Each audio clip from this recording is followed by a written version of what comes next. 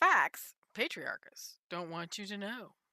Episode 4: The current attempt to reinstate patriarchies. The pattern is easy to pick out once you know what you're looking for. Since patriarchies attempt to make males transcendent over females, they must suppress knowledge of the power of the feminine and oppress everyone who exhibits the feminine.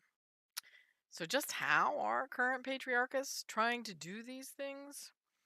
First, recognize that the anti feminine factions of the Republican Party became activated during President Ronald Reagan's time in the White House.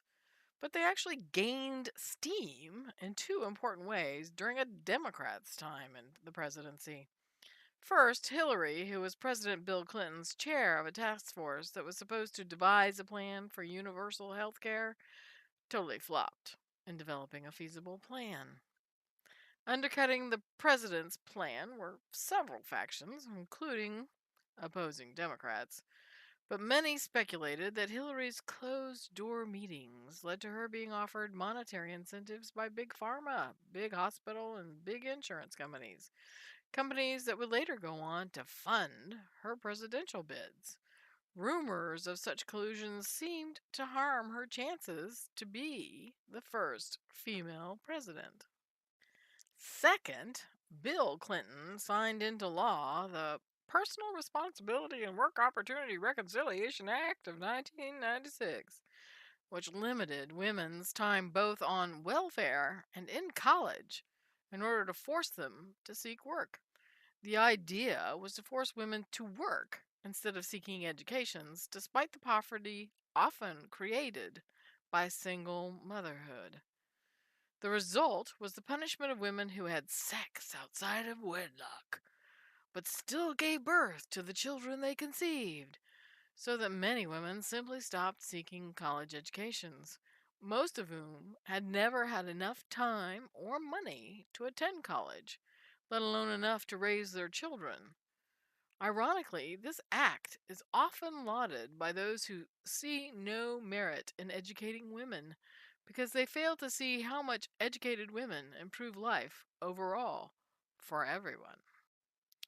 Then came the U.S. Supreme Court's 2022 removal of women's rights via the Dobbs v. Jackson Women's Health Organization decision that overturned Roe v. Wade. This was the first time in American history when a right, previously sanctioned by law, was removed. But it might not be the last if the patriarchists have their way. Now, the patriarchists, having won that victory, believe they can also remove the rights of the LGBTQ plus community and drag queens. Few people are bigger traitors to the patriarchal ideal of masculinity than drag queens and trans women, both of whom embrace the wondrous power of femininity for themselves. Getting a famed children's author to write on social media against trans women has been a boon to the patriarchists, even though originally they accused her of spreading witchcraft among children.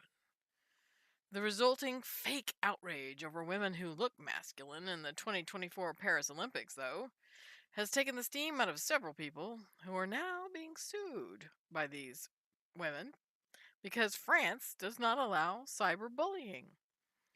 Others, like our children's book author, believe their fame will prevent them from being harmed financially while spreading lies about strong women. So they continue to use social media to spread patriarchist propaganda against trans women. Egynavy, remember, is the suppression of femininity. Cases like the anti-gay cake baker in Colorado who refused to make a celebratory cake for a gay couple because homosexuality was against his religion, or the government clerk in Kentucky who refused to issue a marriage license to a gay couple, however, and thankfully, are not as frequent as the current cases against trans children's rights to seek health care or to play in sports of their identifying gender.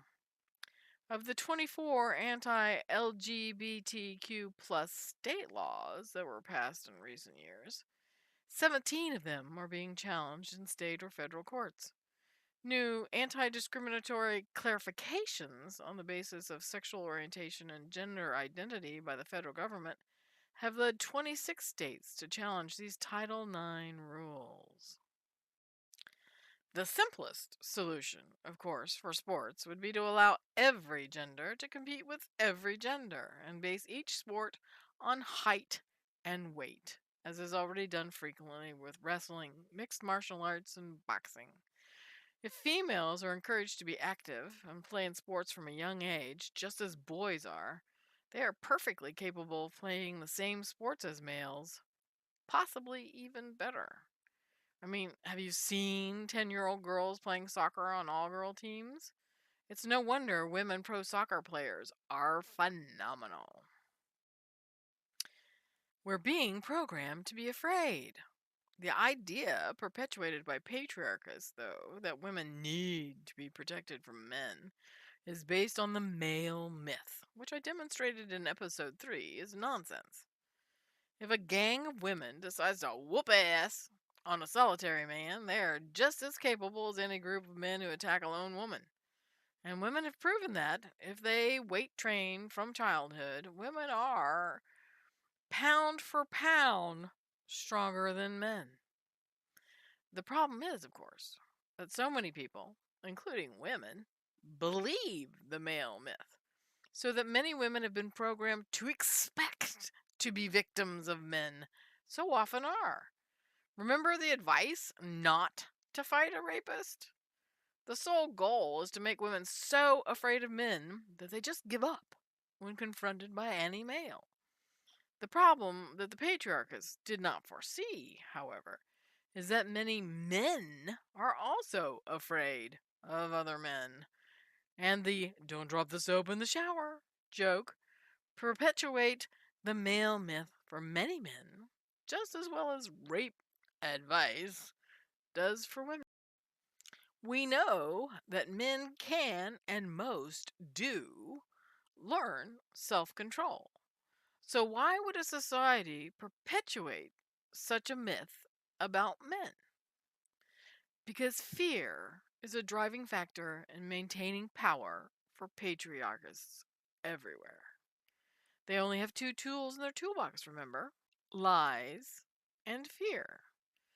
The patriarchy heavy cultures in the world encourage women and gay men to be killed, often stoned or burned to death in public, in order to perpetuate this fear of retributive violence for violating their laws. Justice should be blind, not bigoted. A goal for society should be to prevent violence from everyone, not to perpetuate it against certain groups. Channel that whatever natural aggression humans might have, as patriarchs have long claimed, into sports, especially sports wherein men and women are competing equally. And self control becomes the goal to demonstrate real sports honor and fairness, not to mention skill. Such sporting events will become more interesting because men will no longer be required to just be brutes on the field. They will be expected to think more so that each action is completed with skill and intelligence. Patriarchists are trying to make exhibiting anything feminine illegal or as a sign of weakness. But, luckily, many people stood up for Gus Walls when he openly cried with joy at his father's nomination for vice president for the Democratic Party.